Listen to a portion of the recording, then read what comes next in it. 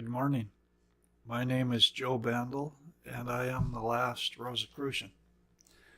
Today we're going to actually cover a lot of time, territory from, uh, well, quite a few, several thousand years. We're going to end up to the first millennium and the events that led up to that. But briefly, after six after the 6th century, the Pope became more and more powerful. Roman bishops became politicians, turning one ruler against another. Feudalism became established as a hierarchy and caste system. And because of all the politics, the Roman bishops and the church were considered the only power able to mediate disputes among the rulers. So the Pope's political power increased, and as the lands that the church owned increased, the church also gained in temporal power. Now, in the 5th century, we're going to talk about a few things that should be considered. The Merovingian dynasty, founded by Childeric in 457, well, his birth was 457 to 511 was his death. He founded the Merovingian dynasty, which was not Christian until his son Clovis converted to Christianity because of one of his wives.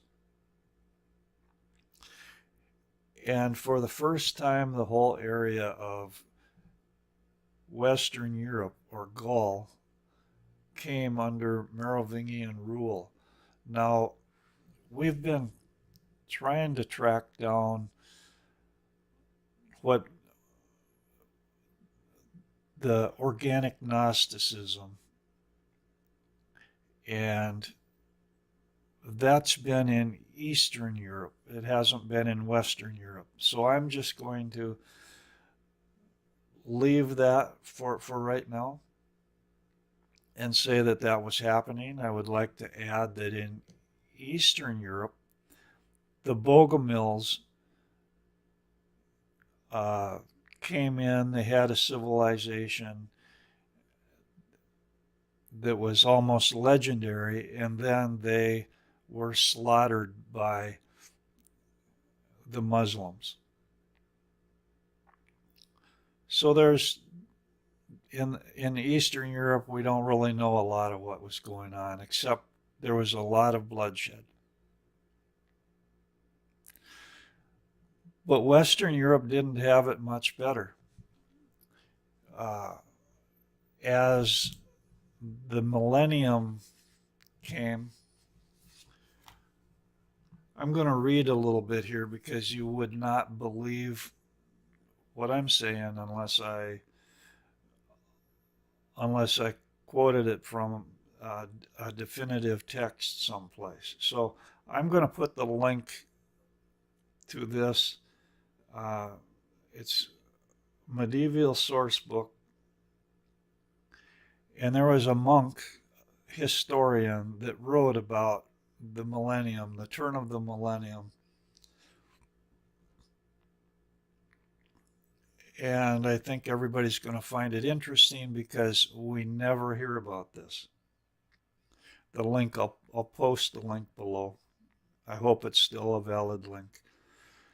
For in the 7th year before that date, Mount Vesuvius, which is also called Vulcan's cauldron, gaped far more often than his wont, and belched forth a multitude of vast stones mingled with sulphurous flames, which fell even to a distance of 3 miles around, and thus by the stench of his breath he began to make all the surrounding province uninhabitable. It befell meanwhile that almost all the cities of Italy and Gaul were ravaged by flames of fire, and that the greater part even of the city of Rome was devoured by a conflagration, during which fire the flames caught the beams of St. Peter's Church, beginning to creep under the bronze tiles and lick the carpenter's work. When this became known to the whole multitude that stood by, then, finding no possible device for averting this disaster, they turned with one accord, and crying with a terrible voice, hastened to the confession. Now there's a Colton note, the part of the choir in which the celebrant makes his confession before saying Mass.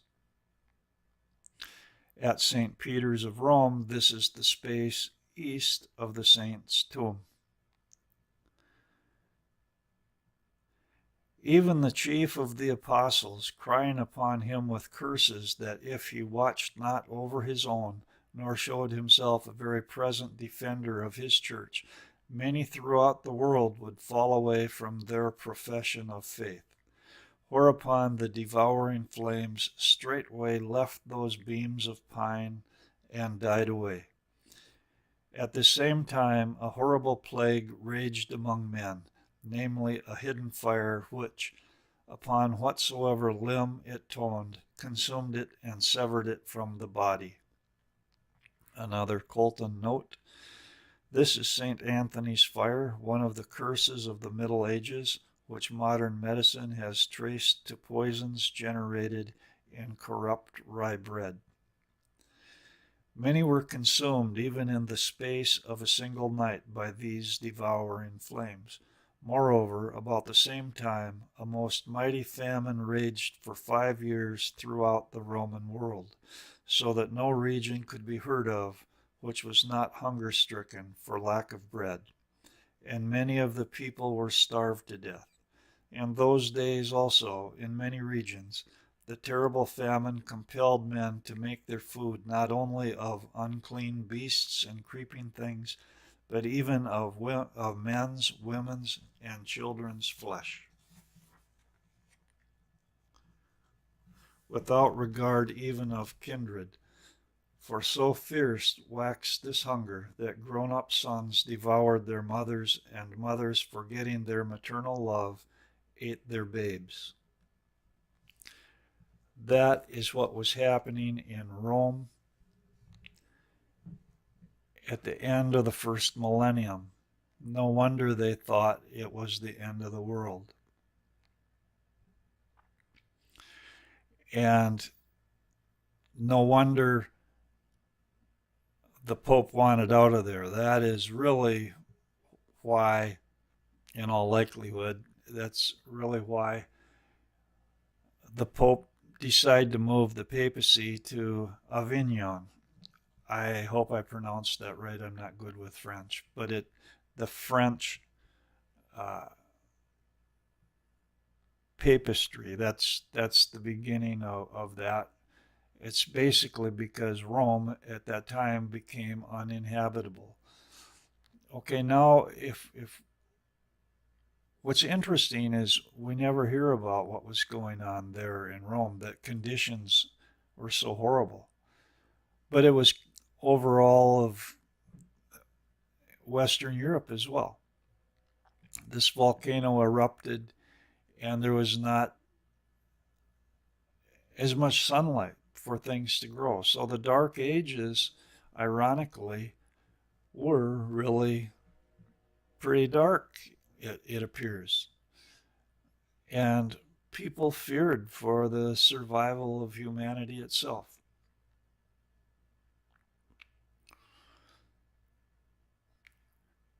Now, how does this tie in? Well, think of the Crusades. In a desperate action, the church tried to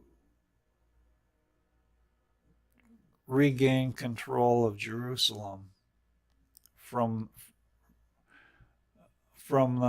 the infidels. Okay.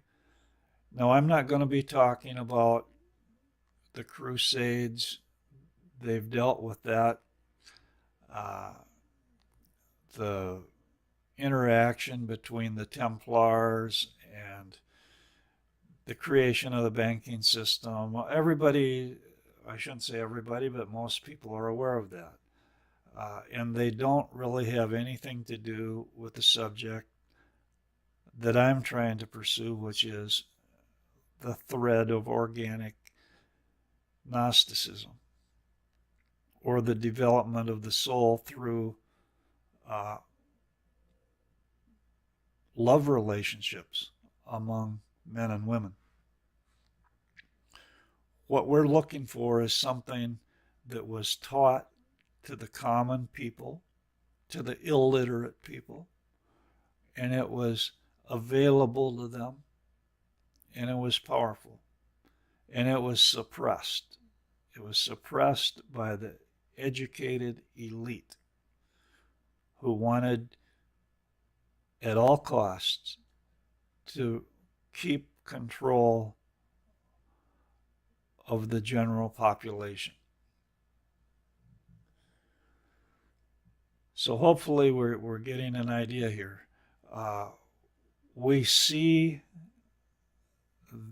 traces of organic Gnosticism creeping up within alchemy, but it's also creeping up in Tantra, and it's creeping up in Buddhism, and it's creeping up in the martial arts.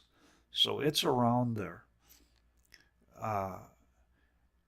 But it's hidden. It's deeply hidden, and it's deeply persecuted. I don't really have, I'll just be honest and say, hey, I lost the track here. I think I can pick the thread up later on as we go, but by now, at this part in time of the history that we're talking about, there is not much to say where the trail ends. I hope you have enjoyed this video. Please share it with others. Subscribe so you don't miss any. Check out my website. It's listed below. And if you can, please consider a donation. Every donation helps with this work. I'd like to do as much as I can. Thank you.